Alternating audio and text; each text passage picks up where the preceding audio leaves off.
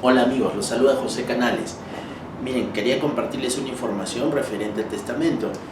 Yo soy abogado y la información que les voy a proporcionar es aplicable pues, tanto a Perú como a todos los países de habla hispana, inclusive a algunos países europeos, llámese España, Italia, Francia, Alemania.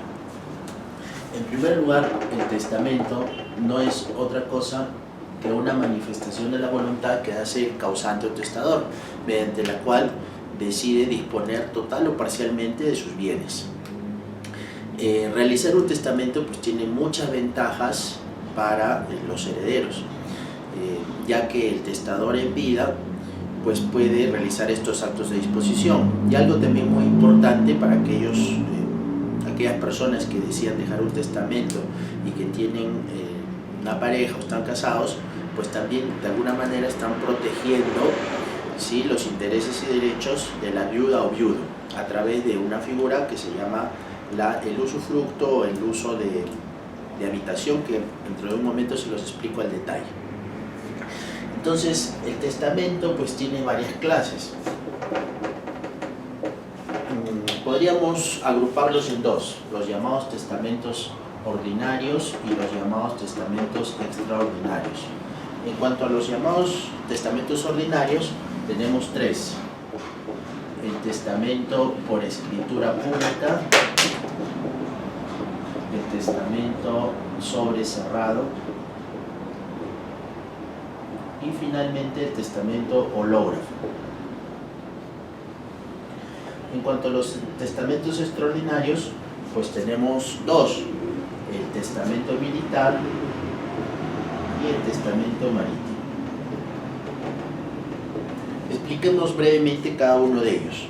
En primer lugar, el testamento por escritura pública es aquel que se extiende ante un notario público. Entonces, es un testamento formal, porque el notario, lo que hace es elaborar una escritura pública y recibe la declaración directamente del testador. Esta escritura pública queda en total reserva del notario hasta que se produzca el fallecimiento del testador. Además, el notario comunica a registros públicos que se ha otorgado este testamento. El testamento sobre cerrado. El testamento sobre cerrado pues también es un testamento formal, porque requiere que el testador realice su acta de disposición, su testamento, lo inserte en un sobre y luego lo lleve a un notario con dos testigos para que el notario pues proceda a elaborar un acta de recepción y lo custodia y lo guarda hasta que se produzca el fallecimiento del testador. Y por último, el testamento hológrafo. Digamos que este es un testamento que no requiere mucha formalidad, dado que el testador de su puño y letra redacta el testamento. No necesita llevarlo a una notaría, simplemente pues tenerlo en su poder. Y una vez que se produzca el fallecimiento del testador, pues cualquier familiar o persona que tenga el testamento o lo encuentre, pues inmediatamente lo pondrá a disposición, en este caso del Poder Judicial, para que se proceda a su validación. En cuanto a los dos testamentos llamados militar y marítimo, pues son testamentos, digamos, excepcionales o extraordinarios, ¿no?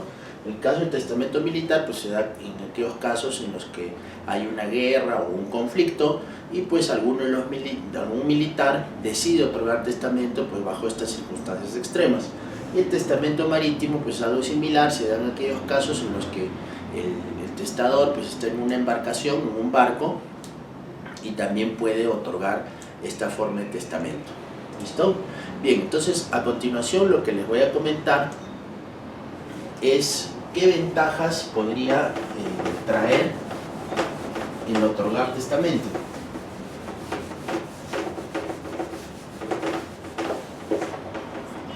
Habíamos dicho que como primera ventaja estaba la de disponer libremente, total o parcialmente de los bienes. Y la segunda ventaja, que sí me gustaría anotarla aquí en la pizarra, pues es dar seguridad al cónyuge supérstite, o sea, al viudo o a la viuda. ¿De qué forma? El testador tiene la facultad no solo de disponer los bienes, pues sino también de otorgar lo que se llama el derecho de uso o usufructo sobre los bienes. Por ejemplo, digamos, una pareja de esposos que tiene una casa, entonces el esposo otorga testamento. Al fallecimiento del esposo, la viuda, que es la esposa, pues va a tener derecho, gracias al testamento y también algunas disposiciones legales que existen, pues a usar y usufructuar el bien, ¿no? En este caso la casa, ¿no? Lamentablemente se ven muchos casos a veces en los que el viudo o la viuda, inmediatamente producido su fallecimiento, pues los otros herederos forzosos lo que hacen es disponer del bien y dejan a veces al padre o a la madre sin vivienda, ¿no? Entonces esa es una de las principales ventajas que también nos otorga el testamento. En cuanto a la revocación, dado que el testamento es una manifestación de voluntad personal, pues así como uno decide otorgar un testamento, pues también está en total libertad de revocarlo. ¿Cómo así? Dejando sin efecto el anterior o volviendo a otorgar otro, ¿sí?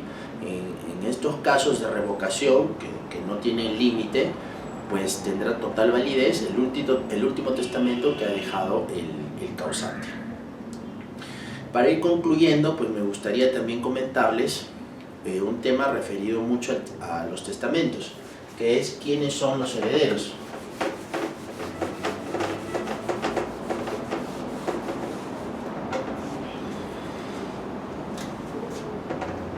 Vamos a dividirlos en dos.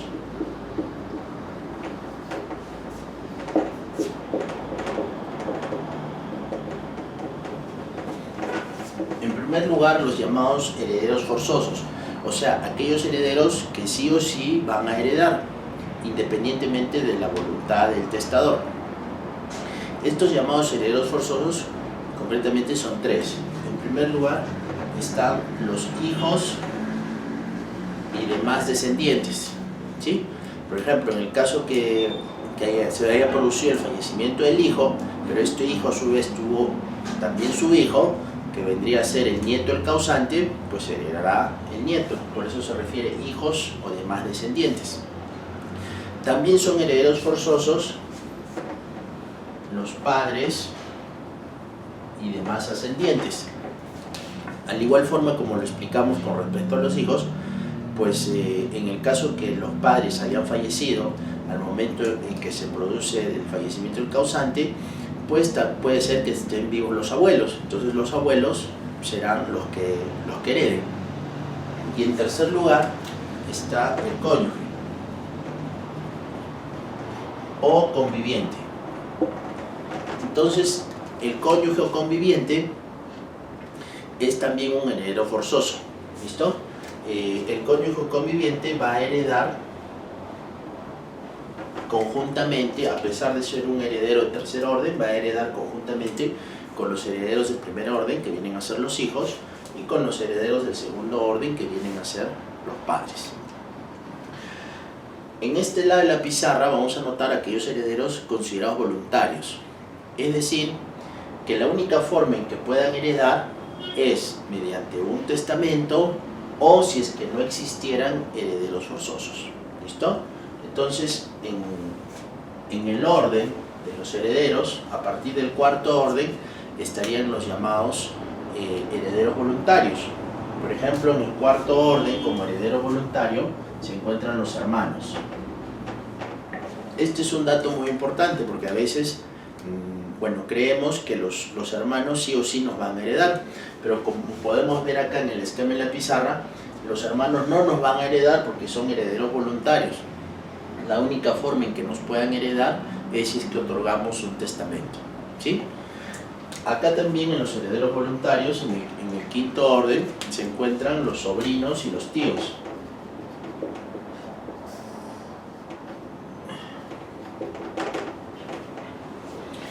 Y por último, en el sexto orden, pues se encuentran los primos. Aquellos primos a los cuales nosotros pues llamamos primos hermanos, ¿no? que son parientes de cuarto grado de consanguinidad en la línea colateral. Bien, un último punto que me gustaría también comentarles es respecto a la renuncia. Como sabrán, si bien es cierto, mediante el testamento se hace la disposición de bienes, ¿sí? Pero pues también estos bienes pueden estar sujetos a deudas. Entonces, pues definitivamente a nadie le va a convenir heredar, ¿sí?, un bien o un conjunto de bienes cuando estos, pues las deudas superan el valor de los bienes, ¿cierto? Entonces también está previsto que el heredero, bien sea forzoso o voluntario, pueda optar por la renuncia de la herencia, ¿sí? Sería algo lógico, ¿no? Y bueno, también sin necesidad de ver un tema netamente objetivo o patrimonial, pues también los herederos tienen todo el derecho de poder renunciar a la herencia, independientemente si va a generar o no alguna utilidad. Bien, esa era la información que quería compartirles, espero que les sea de mucha utilidad. Gracias.